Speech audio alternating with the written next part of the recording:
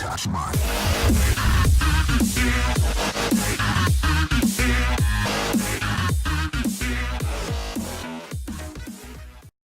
All right, guys, so we got the Scag back finally.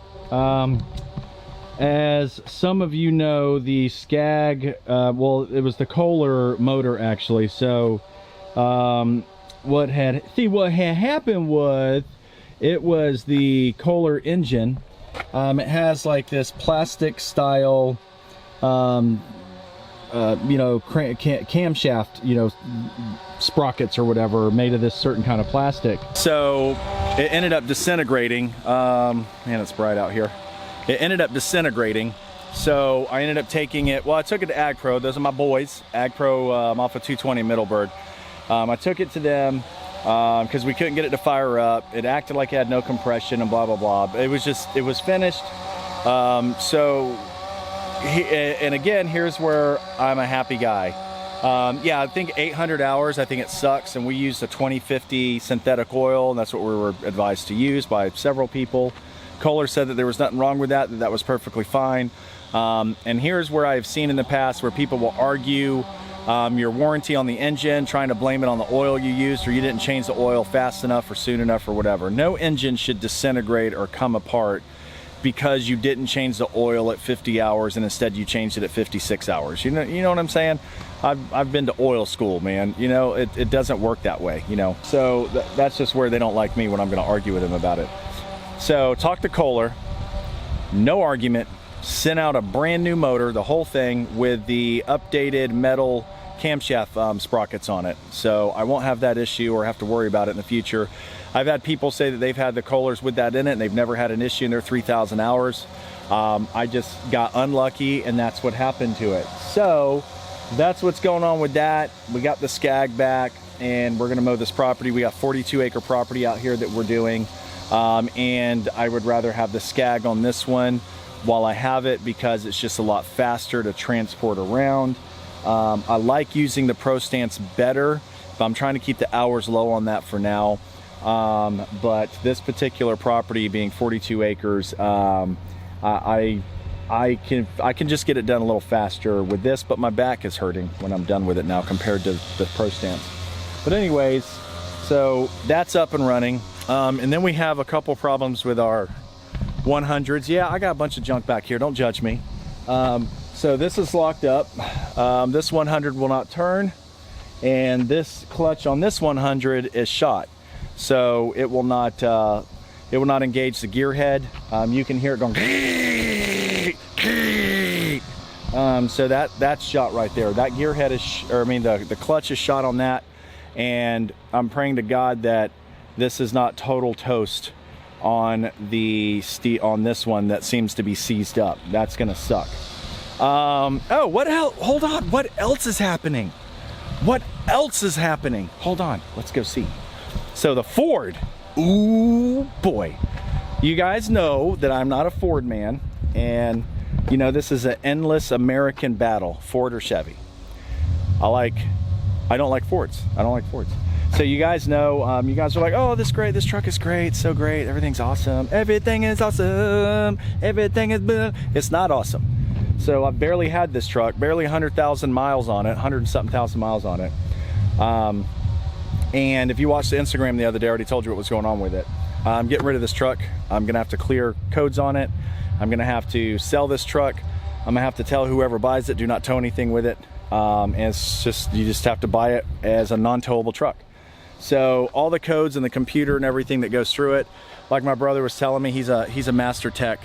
So out of like 750 of the same issues with all the 27,000 codes that he pulled on this, 350 of those people had to replace the bottom half of the engine. 260 people had to replace the top half of the engine. It just has to do with a bunch of stuff. When it's under load, it misfires, it bangs all around. You can't put it under load. We did tow with it today. I figured out how to tow with it. You have to drive Miss Daisy with your pedal, turn the overdrive off. You cannot load the engine too much or it will just shut off on you. It's really bad. Take the trailer off, drives like a dream. Put the trailer on it, which adds a lot of load to the motor, and it's done. So I'm not going to replace an engine on this thing. It's not worth it to me to replace the motor on here. So what I'm going to do is get rid of it. We paid $7 grand for it. I'm going to see what I can get for it and take that and either put it down on something or just go find a super old Chevy that I know is going to run. Sorry, man. Y'all know I am crap talking you on the Ford side. But that's all right. Y'all crap talk us Chevys all the time too. The Toyota's been awesome, man. 150,000 miles on that thing. That thing still runs like it's brand new. That thing, like, there is no hiccup on that truck at all. Like 150, what? Nothing. Like the power of the torque, everything. That thing is like insane. And I'm usually a 3/4 ton truck guy. I'm new to half tons in landscape as far as towing trailers and working in them. I'm very new to that. The Toyota, I'm gonna have to give it like I'm honestly gonna have to give that thing a 10 bros. And I got the 4.6 liter in there. I don't even have the 5.7 in there. I got the 4.6 in there. And I have towed some equipment, total 9,000 pounds. The thing brakes, the thing tows. I mean, I am blown away impressed at the Tundra.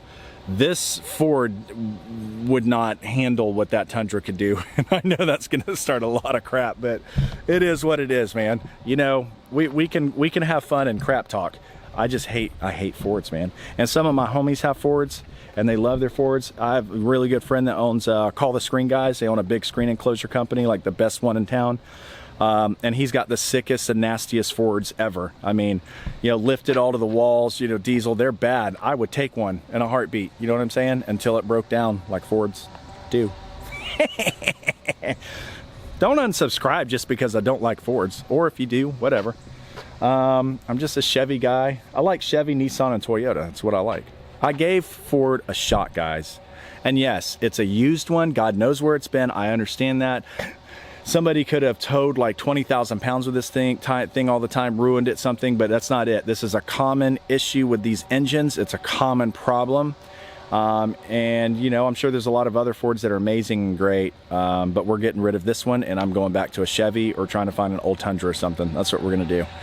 All right, well, I'm gonna get busy. A lot of equipment breakdowns, which really sucks. 2 weed eaters and a Ford are done.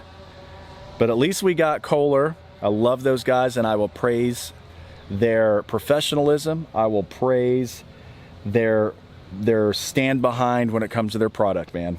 They replaced my entire engine and did not argue, no hiccups, no nothing, man. They're great. AgPro did a great job of getting it to me as soon as possible.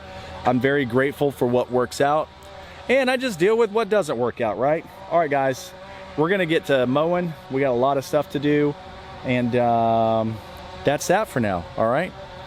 That's that. But listen, stuff breaks down. Don't worry about it. Don't worry about it. Don't worry about it. We all figure it out.